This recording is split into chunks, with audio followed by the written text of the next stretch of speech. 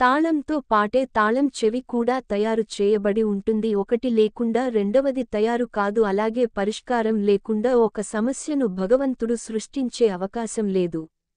నీలో ఉన్న ప్రతిభను ప్రపంచమంతా గుర్తించాకే నీ పక్కన ఉండే వాళ్ళు గుర్తిస్తారు. ఎందుకంటే మనకు గొప్ప వాళ్ళందరూ నచ్చుతారు, కానీ మనకు తెలిసిన వాళ్ళు మాత్రం గొప్ప వాళ్ళు అవడం నచ్చదు. నువ్వు ఎంత మంచితనంతో బతుకుతున్నా కూడా నువ్వు చేసే ఒక చిన్న పొరపాటు కోసం ఈ లోకం ఎదురు చూస్తూనే ఉంటుంది. దానిని భూతద్దంలో చూపడం కోసం ప్రయత్నిస్తూనే ఉంటుంది. నిలుచున్న చెట్టు మీదికి రాళ్లు విసిరి గాయపరిచి పండ్లు తింటాం. నమ్ముతున్న వ్యక్తిని వదిలి దెబ్బ తిన్నాక తిరిగే అతన్ని చేరుకుంటాం. మంచితనం అనే వ్యక్తిత్వం ఈరోజు విమర్శించవచ్చు, కానీ దాని గొప్పతనం తెలిసే రోజు ఖచ్చితంగా వస్తుంది. మన విలువ తెలియని వాళ్లతో ఏం మాట్లాడినా వాళ్లకు ఏం చేసినా మనకు విలువ ఉండదు. ఒకప్పుడు ఇచ్చిన విలువ ఇప్పుడు ఇవ్వడం లేదంటే వారికి మనతో అవసరం తీరిపోయిందని అర్థం. జ్ఞానం లేకపోవడం కన్నా శ్రద్ధ లేకపోవడం ఎక్కువ హానికరం. ఇల్లు భద్రంగా ఉండాలంటే తలుపుకు తాళం వేస్తాం, అలాగే మనసు ప్రశాంతంగా ఉండాలంటే నోటికి తాళం వేయాలి. జరిగిన దాన్ని గురించి ఎప్పుడూ చింతించకు. ఎందుకంటే మనకు జరిగే మంచి మనకు ఆనందాన్ని ఇస్తే జరిగే చెడు అనుభవాన్ని ఇస్తుంది. జీవితంలో ఏది జరిగినా తాత్కాలికమే. సమయం నీకు అనుకూలంగా ఉందనుకో, దానిని వెంటనే ఎంజాయ్ చేయి, లేకపోతే అది ఎప్పుడైనా నీ చేతి నుంచి జారిపోవచ్చు. నీ సమయం బాగా లేదనుకో, బాధపడకు, అది శాశ్వతం కాదు. ప్రయత్నించనిదే ఫలితం దక్కదు, ప్రశ్నించనిదే సమాధానం దొరకదు, అడుగు వేయనిదే కాలం నిన్ను కదలనివ్వదు. జీవితం ఓ అర్థం కాని పుస్తకమే. ప్రతి పేజీని సునాయాసంగా తిప్పేస్తే ఏదీ తెలుసుకోలేము, కాని ప్రతి పేజీలోని ప్రతి పదాన్ని శ్రద్ధగా చదివి అర్థం చేసుకోగలిగితే ప్రతి పదం ఓ పాఠమే. ఆ జీవితం అర్థవంతమైనదిగా నిలిచి సాఫీగా ముందుకు సాగిపోగలం.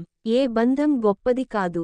ఈ రోజుల్లో మనతో అవసరం ఉన్నంతవరకే ఏ బంధం అయినా, బంధుత్వాలు అయినా, అవసరం తీరితే ఏ బంధమైనా భారమే అవుతుంది.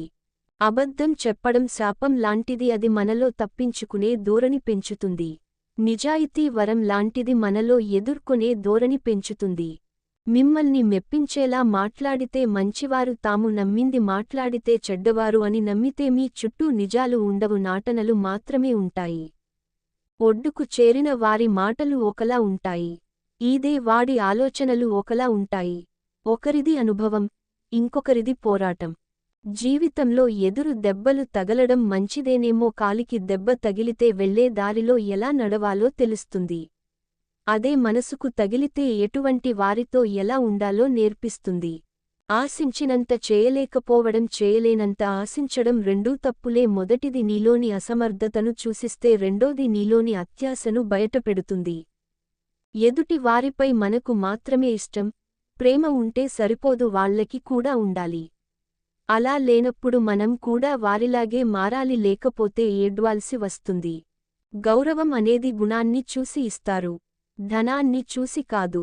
ఎందుకంటే చాలా ఖరీదు పెట్టి కొన్న చెప్పులను గుడి బయట వదిలేస్తాము, కొద్ది ఖరీదు పెట్టి కొన్న కొబ్బరికాయలను గుడిలోకి తీసుకువెళ్తాము. ఈ సృష్టిలో చివరి వరకు తోడు ఉండే బంధం కేవలం భార్యాభర్తల బంధమే. ఎవరికోసమో మీ తోడును దూరం చేసుకోకండి. ఒకరు బాగుపడితే చూడలేని వాడు తాను బాగుపడ్డా సుఖపడలేడు. ఎదుటి వ్యక్తి ఎలాంటి పరిస్థితుల్లో ఉన్నారో తెలుసుకోకుండా, అర్థం చేసుకోకుండా ఆ వ్యక్తిపై మీ మనసులో మీకు ఇష్టం వచ్చినట్లు ఏవేవో ఊహించుకోకండి. బంధాలు బలహీనపడతాయి. ఓటమి లేనిదే అనుభవం రాదు, అనుభవం రానిదే జీవితం విలువ తెలీదు. ఆయుధం లేకుండా చంపేది నాలుక, బ్రతికి ఉన్న శిలను చేసేది మోసం, తెలివైన వాడిని పిచ్చివాడిగా చేసేది ద్రోహం. వీటితో చాలా జాగ్రత్త.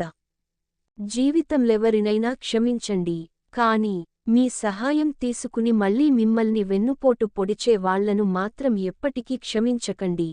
మౌనాన్ని అవసరాన్ని బట్టి వాడాలి, కాని అన్నివేళలా మౌనంగా ఉంటే సమాజం నిన్ను వెక్కిరిస్తుంది.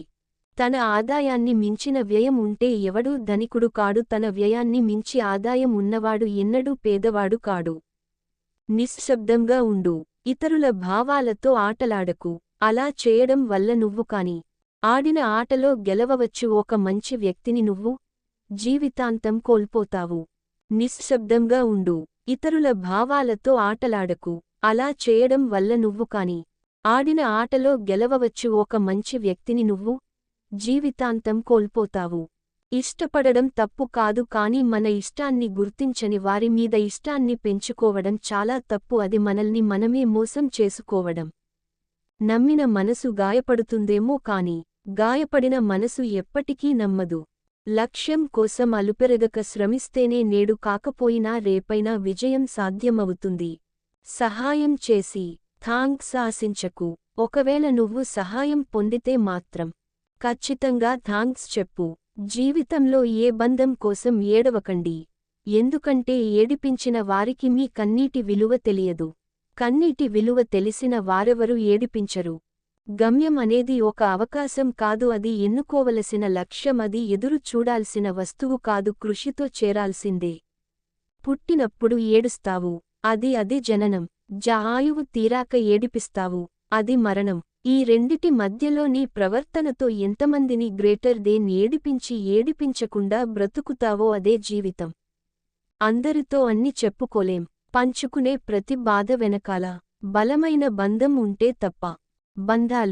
బంధుత్వాలు విడిపోవడానికి కారణం డబ్బు, నోటి దురుసు మాత్రమే కాదు, ఆ బంధాల పట్ల మనం ప్రవర్తించే నిర్లక్ష్యం కూడా. బంధం కూడా పక్షిలాంటిదే. నిర్లక్ష్యం చేస్తే ఎగిరిపోతుంది, గట్టిగా పట్టుకుంటే చనిపోతుంది. ప్రేమతో జాగ్రత్తగా పట్టుకుంటే మనతోనే ఉంటుంది. మేఘం బరువు మోయలేనప్పుడు వర్షం కురుస్తుంది, మనసు బాధను మోయలేనప్పుడు కన్నీరు బయటకు వస్తుంది. ఒకరిని క్షమించడం తెలియాలి, అవసరం అయితే క్షమాపణ అడగటం కూడా తెలియాలి. అతి మౌనం ప్రమాదకరం. ప్రతిసారి మౌనంగా ఉంటే నీ తప్పు లేకపోయినా నిందిస్తుంది ఈ లోకం, అవమానిస్తుంది సమాజం. ప్రశ్నించే తత్వం నీలో లేకుంటే పాతాళానికి తొక్కేస్తుంది. నేటి సమాజం సాధించాలి అంటే సాధన చేస్తే సరిపోదు, నీవల్ల కాదు అన్న నీ మనసుతో కూడా యుద్ధం చేయాలి. మనం మన ఆలోచనలకు బందీలం. ఆలోచనలను మార్చుకునిదే దేన్నీ మార్చుకోలేము. నిప్పు, అప్పు, పగ, ఈ మూడు తమంతట తాము తరగవు, పెరుగుతూనే ఉంటాయి. అందుకే నిప్పును ఆర్పాలి, అప్పును తీర్చేయాలి, పగను సమూలంగా తుంచేయాలి. వీటిని ఏమాత్రం మిగిల్చినా అభివృద్ధి చెందుతాయి. సుత్తితో ఒక దెబ్బ వేయగానే బండరాయి ముక్కలు అవ్వదు, దెబ్బ వెనుక దెబ్బ వేయాలి. ఒక్క ప్రయత్నంలోనే విజయం సిద్ధించదు, ఎడతెగక ప్రయత్నం కావాలి. Thank you for watching. మీ విలువైన స్పందనని కామెంట్ రూపంలో తెలియజేయండి. అలాగే నా ఛానల్ని సబ్స్క్రైబ్ చేసుకోండి. పక్కనే ఉన్నటువంటి బెల్ ఐకాన్ని క్లిక్ చేశారంటే నేను ఎప్పుడు అప్లోడ్ చేసిన వెంటనే మీకు నోటిఫికేషన్ వస్తుంది.